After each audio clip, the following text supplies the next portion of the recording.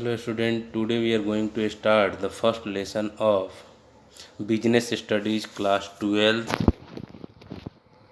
in which we have to discuss about nature and significance of management. This is the first lesson of class 12th Business Studies, nature and significance of management, in which we have to discuss about different types of terms. The first number term is management is the process of getting things done with the aim of achieving goals effectively and efficiently. दो चीज़ें हैं, एक effectively तरीके से और एक efficiently तरीके से एक ऐसे प्रोसेस को हासिल करना जिसमें हमें प्रॉफिट हासिल हो। प्रोसेस क्या होता है? Refers to the primary function like planning, organizing, staffing, directing and controlling performed by the management. Management विभिन्न प्रकार के प्लान को करता है, प्लानिंग करेगा, ऑर्गेनाइज करेगा, स्टाफ की व्यवस्था करेगा, डायरेक्ट भी करेगा और कंट्रोल भी करेगा to get the things done. Effectiveness क्या कहता है? Means completing the right task to achieve the deputed goal within the time frame. एक लिमिटेड टाइम फ्रेम में जो भी गोल होता है, जो भी उसका टारगेट होता है, उसे हासिल करना पड़ता है। Efficiency means completion of task using minimum resource. कम से कम संसाधनों का प्रयोग करके हम क्या करें, ज़्यादा से ज़्यादा वर्क को कंप्लीट करें, उसे इफ़िशियंसी कहते हैं। तो दो चीज़ें होती हैं, एक सक्सेसफुल होता है, एक एफिशिएंट होता है। एफिशिएंट का मतलब होता है एक टाइम फ्रेम के अंदर कम से कम रिसोर्सेस में प्रोडक्शन को कंप्लीट करना। Now definition of management. Management is the process of working with and through others to effectively achieve the organizational objective by efficiently using limited resource in the changing environment. Environment के change होने के साथ साथ हम इस तरीके से manage करें कि कम से कम रिसोर्सेज में हमारे पास प्रोडक्शन कंप्लीट हो जाए, उसे मैनेजमेंट के नाम से जाना जाता है। तो दो तरीके के मैनेजर होते हैं, एक होता है सक्सेसफुल, एक होता है efficient. Efficient manager time frame के साथ कम से कम रिसोर्सेज में किसी चीज़ का प्रोडक्शन अच्छे वे में करता है। Now this term is just going to showing about the management, किस तरीके से मैनेजमेंट को हासिल किया जाता है। Management is the best and very very important part of any types of the organization. This diagram show that type of particular activities. Objectives क्या होते हैं? ऑर्गेनाइजेशनल ऑब्जेक्टिव होती है। एक ऑर्गेनाइजेशन का अपना ऑब्जेक्टिव होता है सर्वाइवल।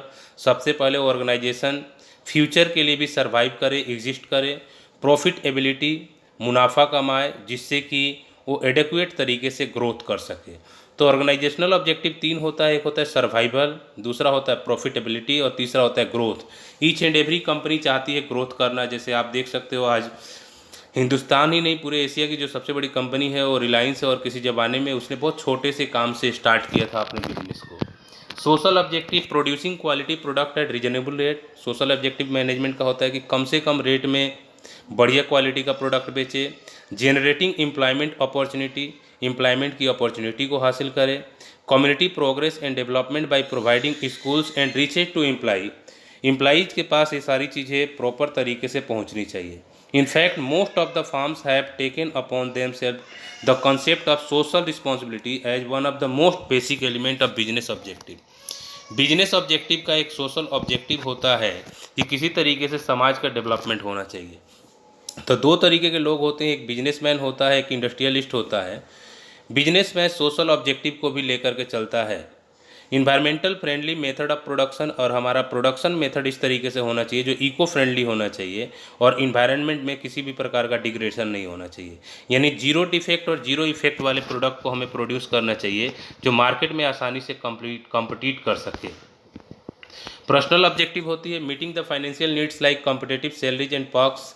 अच्छा सैलरी और अच्छी व्यवस्था दिया जाएगा तो अच्छे जो एसेट होंगे वो काम करेंगे आपके पास। Social and safety needs of the employee like peer recognition, self respect and respect for the college. Each and every person चाहता है कि उसकी जॉब एक अच्छे कंपनी के साथ हो जिसका कुछ मार्केट वैल्यू हो। Higher level needs like implementation and monitoring of policies for personal growth and survival. Personal growth और सर्वाइवल भी एक पर्सनल ऑब्जेक्टिव होता है। और उसके अलावा ऑर्गेनाइजेशनल ऑब्जेक्टिव होते हैं जिसमें for harmony in the organization, और ऑर्गेनाइजेशन की हारमोनी को भी ध्यान रखा जाता है। Importance of management aids in achievement of individual and organizational goal. Management से हम ऑर्गेनाइजेशन का एज वेल एज अपना इंडिविजुअल जो गोल होता है वो हासिल कर लेते हैं। इफ़िशियंसी इंक्रीज हो जाती है। Enhances optimum utilization of resources का उत्तम यूटिलाइजेशन हो पाता है। क्रिएट्स ए डायनेमिक ऑर्गेनाइजेशन, एक डायनेमिक ऑर्गेनाइजेशन क्रिएट हो जाता है। प्रमोट्स डेवलपमेंट ऑफ सोसाइटी, इससे समाज में भी बेहतरी होता है, गवर्नमेंट को भी मुनाफा मिलता है। लेवल्स ऑफ मैनेजमेंट की बात करें तो 3 लेवल्स ऑफ मैनेजमेंट होता है, टॉप लेवल, मिडिल लेवल और जो जूनियर लेवल होता है। टॉप लेवल में बोर्ड्स ऑफ डायरेक्टर होते हैं, जिसमें चेयरमैन हो गया, प्रेसिडेंट हो गया, ईटीसी। और दूसरा जो होता है मिडिल लेवल में purchase manager, production manager, finance manager, plant superintendent, etc, ये सेकेंडरी लेवल है। और सबसे जो नीचे वाला लेवल होता है जिसे थर्ड लेवल कहते हैं, सुपरवाइजर हो गया, सुपरिटेंडेंट हो गया, फोरमैन हो गया, सेक्शन ऑफिसर हो गया, ये थर्ड लेवल होता है मैनेजमेंट का। और ईच एंड एवरी लेवल का अपना अपना फंक्शन होता है। टॉप लेवल क्या करता है? Top level designation and function comprises of CEO, board of director, managing director हो सकता है, जनरल मैनेजर हो सकता है, वाइस प्रेसिडेंट हो सकता है। Conceptualising of organisational goal, policy and strategy formulation, इनका मुख्य काम होता है कि ऑर्गेनाइजेशन के गोल को कॉन्सेप्टलाइज करें, पॉलिसी बनाए और फॉर्मुलेट करें। Organizing, controlling and monitoring activities and resources, सभी प्रकार के रिसोर्सेज को कंट्रोल करना, मॉनिटर करना, ऑर्गेनाइज करना। कंट्रोलिंग द वर्क परफॉर्मेंस, और ईच एंड एवरी इंडिविजुअल जो भी एम्प्लॉई है उनका वर्क परफॉर्मेंस क्या है उसको भी कंट्रोल करना। अप्रूविंग बजट, और बजट देना भी टॉप लेवल के ही मैनेजमेंट का काम होता है। मिडिल लेवल मैनेजमेंट अपना प्रोडक्शन करता है और फाइनेंस का काम देखता है। इधर उधर जो पॉलिसीज बनाई जाती है टॉप लेवल के थ्रू उसे इंटरमीडिएट करता है। लोअर लेवल क्या करता है? फंक्शनिंग करता है, designation and function, forwarding suggestion and feedback to the top level, top level को सजेशन और फीडबैक देता है। कंप्राइज ऑफ सुपरवाइजर हो सकता है, फोरमैन हो सकता है, इंस्पेक्टर हो सकता है। Maintain moral safety and discipline among the work force, और जो वर्क फोर्स में जो मोरल वैल्यू, सेफ्टी और डिसिप्लिन होना चाहिए उसको मेंटेन करके रखता है। और सभी प्रकार के कामों को देखता है जो वर्कर्स के थ्रू किया जाता है। नेचर ऑफ मैनेजमेंट में it is as an art, existence of theoretical knowledge, इससे थ्योरेटिकल नॉलेज बढ़ती है। Developed through practical and creative process, creative process किए जा सकते हैं, उससे डेवलपमेंट होता है। पर्सनलाइज एप्लीकेशन एंड स्किल, इससे एप्लीकेशन और स्किल में भी डेवलपमेंट होता है। That means we can say that management is as an art and this is as a profession, well defined body of knowledge. इससे क्या होता है कि उस पार्टिकुलर फील्ड का बंदा एज ए प्रोफेशनल वर्क करता है, उसके पास कोड ऑफ कंडक्ट होता है, प्रोफेशनल एसोसिएशन होते हैं और उसमें हर आदमी नहीं घुस सकता, रेस्ट्रिक्टेड एंट्री होती है। और रीन्यूमरेशन के तौर पे वो अपना फीस चार्ज करता है, जिसे सैलरी या वेजेस के नाम से जाना जाता है। As a science, arrange organize systematic body of knowledge, एक पैटर्न होता है मैनेजमेंट जिससे कि एक पार्टिकुलर ऑर्गेनाइजेशन को प्रॉपर तरीके से सही ढंग से चलाया जा सके। यूनिवर्सल वैलिडिटी, उसकी यूनिवर्सल वैलिडिटी हो जाती है, पूरे वर्ल्ड में मान्य होता है। Principles arrived at after experimentation, और एक्सपेरिमेंटेशन के बाद इसके प्रिंसिपल्स बनते हैं, फोकस किए जाते हैं। Coordination is very very important in management as we know that it provides the required amount of quality, timing and सेक्वेंसेस।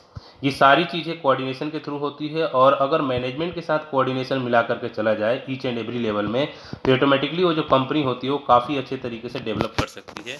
जैसे यहाँ दिखाया गया है कोऑर्डिनेशन, फाइनेंस डिपार्टमेंट अपना काम करे, प्रोडक्शन डिपार्टमेंट अपना काम करे, सेल डिपार्टमेंट अपना काम करे, टॉप लेवल का मैनेजमेंट अपना काम करे, और सब मिलजुल करके काम करे, तो ऑटोमेटिकली कोऑर्डिनेशन के थ्रू डैट मीन्स कॉल्ड वो कंपनी ग्रो कर सकती है, ग्रोथ कर सकती है।